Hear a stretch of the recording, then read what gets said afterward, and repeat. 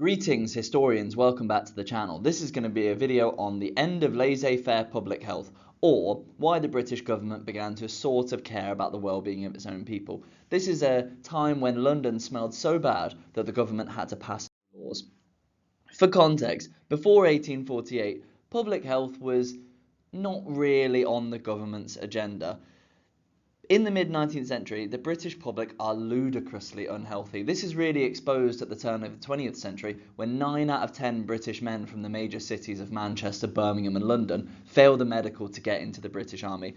And it's not that the government didn't know this. They were certainly not ignorant of the problems facing their own people. There'd been multiple cholera outbreaks. Edwin Chadwick, one of the boldest men in history, bold meaning brave, I would never insult another man's hairline, he wrote a report on the labouring classes where he said, guys, these people are so sick and it's not their fault that they're poor. And the government said, ha ha ha, good one, Edwin.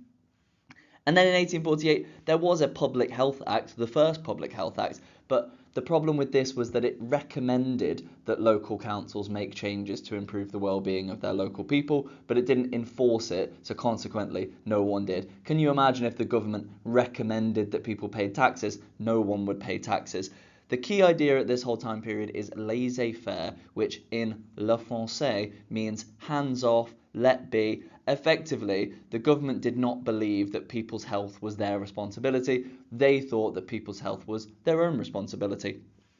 There were also big obstacles to effective medicine, particularly with respect to government involvement. Miasma, the theory that bad smells cause disease, is very much unchallenged at this time. Spontaneous generation is the cutting edge of science. The idea that milk goes bad because it just does, and that germs just are spontaneously generated by the air. There's no knowledge of germs yet. Louis Pasteur is just chilling in France, doing experiments on random stuff. But by the early 20th century, laissez-faire becomes so laissez-faire. That was a stretch, admittedly. So why the not so sudden change? Great question, Mr. Tully. Time for the next slide. There's a few things that lead to the government starting to care about people's health. Going sequentially, in 1854, cholera returns, this time worse than ever. John Snow, an amazing scientist who basically just does this because he's bored, he proves that cholera is not caused by bad smells. Rather, it is in the water. Therefore, the only solution to this is to ensure that people have a clean water supply. John Snow's work puts miasma, spontaneous generation, and laissez-faire on the ropes, but he's not quite listened to yet, because when John Snow says there is something in the water making people sick, he doesn't know what it is yet, because Louis Pasteur's work on germ theory has not been published yet. Similarly, in 1858, one of my favourite things in history is called the Great Stink. This is when there was a heat wave in London that made the River Thames, which people used to drink from back in the day, it made the River Thames smell so bad that Parliament literally went home for the summer. The posh people in Parliament said, we are not going to be here, we are going somewhere else. As a result of this, a guy called Joseph Bazalgette secures funding for his sewer project, and by 1866, all of London is served with sewers. What is a lawyer's favourite public works project? A sewer. Very good, very good. Then in 1861, this is the bedrock of all medicine, really. Louis Pasteur publishes his germ theory, where he says that germs cause disease, not disease causes germs. Miasma has now been disproven, spontaneous generation is finished.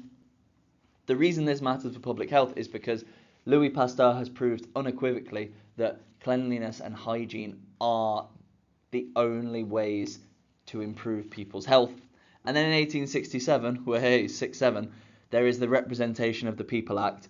The electorate in Britain doubles from 1 million to 2 million. Many more urban working class men can now vote because they've removed what's called the property qualification. Now, the government is more accountable to its own people. It's funny, isn't it, that before working class men can vote, the government ignores them, and then working class men get the right to vote and the government starts to care about them. I wonder why that is. It must be because they became kind all of a sudden.